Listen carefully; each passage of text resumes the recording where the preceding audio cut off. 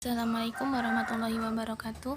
Kami dari kelompok 12 akan mempresentasikan hasil diskusi kami, yaitu tentang pelaporan supervisi akademik. Yang pertama yaitu dasar pemikiran pelaporan dalam supervisi pendidikan. Kegiatan supervisi pendidikan oleh pengawas satuan pendidikan memiliki tahapan besar, yakni yang pertama tahap perencanaan, yang kedua tahap pelaksanaan, dan yang ketiga tahap pelaporan, dan sekaligus tahap penilaian. Tahapan-tahapan tersebut merupakan kerangka acuan bagi kinerja pengawas pendidikan, sebab jika dalam tahapan tersebut ada salah satu yang terabaikan, maka akan berdampak pada kegiatan-kegiatan lainnya. Yang kedua yaitu tujuan pelaporan supervisi akademik.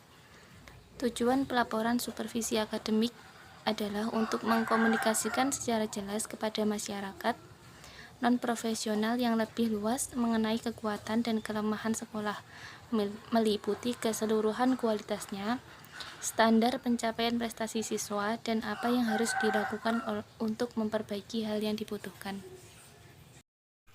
Selanjutnya, manfaat pelaporan. Laporan supervisi merupakan dokumen yang berisi catatan terstruktur tentang hasil pekerjaan yang dilakukan oleh supervisor. Bila dilihat dari tujuan dan isinya, maka laporan supervisi dapat bermanfaat bagi berbagai pihak, antara lain yaitu 1. Bagi guru, seperti telah diketahui bersama bahwa supervisi merupakan bantuan profesional bagi guru, guna meningkatkan efektivitas proses belajar mengajar. Dalam konteks supervisi pendidikan, guru merupakan pihak yang dilayani oleh supervisor. Secara otomatis, informasi yang ada dalam laporan merupakan sesuatu yang berharga bagi guru. Yang kedua yaitu bagi kepala sekolah. Laporan supervisi merupakan informasi yang sangat berharga bagi kepala sekolah. Hal itu tiada lain karena laporan supervisi sepenuhnya menggambarkan kondisi sekolah secara keseluruhan, meskipun lebih fokus pada proses belajar mengajar sebagai core business. Namun, informasi yang termaktub dalam laporan mencakup hal-hal yang menjadi subsistem-subsistem sekolah. Yang ketiga yaitu bagi orang tua siswa. Setiap orang tua tentunya ingin menyekolahkan anaknya di sekolah yang bermutu tinggi. Untuk menjadikan sekolah bermutu, tentu banyak pihak yang terlibat, salah satunya adalah supervisor. Melalui bantuan profesionalnya yang diberikan kepada guru, diharapkan kualitas pembelajaran menjadi lebih baik dan ketercapaian prestasi belajar siswa yang tinggi. Yang keempat yaitu bagi supervisor, laporan yang dibuat oleh supervisor bermanfaat bagi supervisor sendiri. Hal itu karena laporan pengawasan merupakan dokumen resmi yang dibuat oleh supervisor terkait dengan program supervisi yang dilaksanakannya dalam periode waktu tertentu. Laporan bisa menjadi autokritik bagi pengawas. Sejauh mana mutu sekolah yang dibimbingnya, seberapa efektif proses pembelajaran yang terjadi pada sekolah binaannya, dan sejauh mana program supervisi yang didesain dan dilaksanakan efektif dalam mengembangkan kemampuan profesional guru. Yang kelima yaitu bagi atasan supervisor. Laporan supervisi pun bermanfaat bagi atasan supervisor atau pejabat dinas pendidikan atau Depdiknas. Laporan supervisi bisa menjadi bahan pertimbangan dalam membuat kebijakan yang relevan dengan kondisi sekolah yang real. Selain itu, bila terakumulasi bisa dijadikan sebagai bahan pengkajian kondisi persekolahan secara nasional.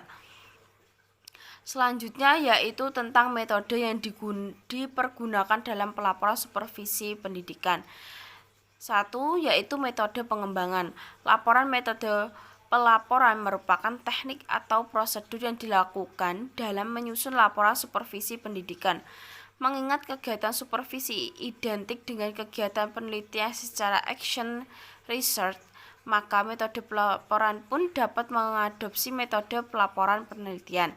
Yang kedua yaitu sistematika laporan dengan mengadopsi sistematika laporan supervisi keterlaksanaan kurikulum 2004.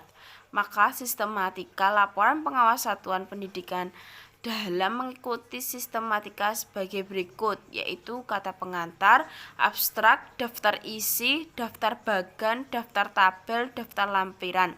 Adapun bab 1 yaitu pendahuluan. Pada bab 1 ini setidaknya harus memuat hal-hal berbagai berikut. 1.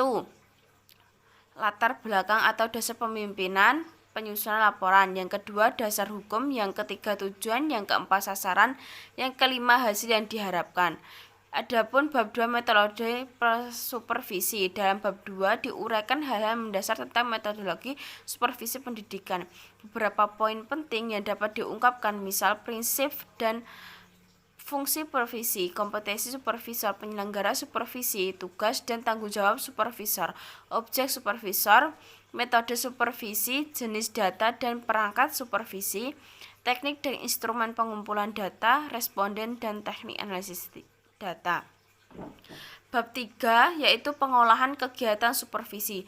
Dalam bab 3 diuraikan mengenal gambaran pengelolaan kegiatan supervisi yang dilakukan oleh pengawas. Pembahasan dapat meliputi sebagai berikut, yaitu sasaran supervisi, pengorganisasian supervisi, prosedur pengelolaan supervisi, pelaksanaan supervisi di sekolah, dan waktu serta tempat pelaksanaan supervisi.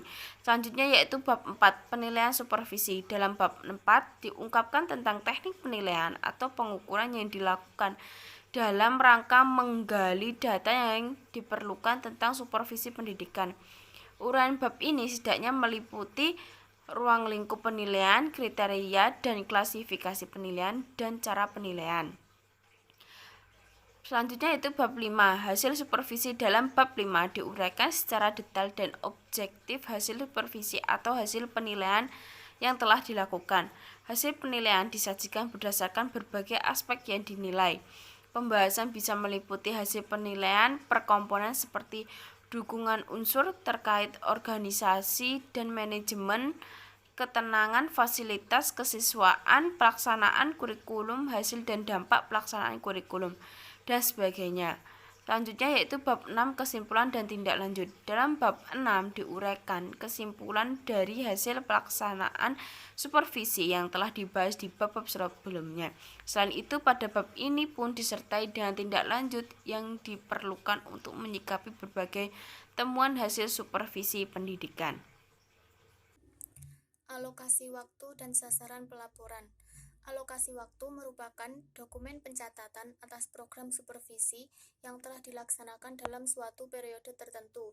Bisa dibuat setiap akhir caturwulan, akhir semester, atau akhir tahun ajaran. Kemudian sasaran pelaporan.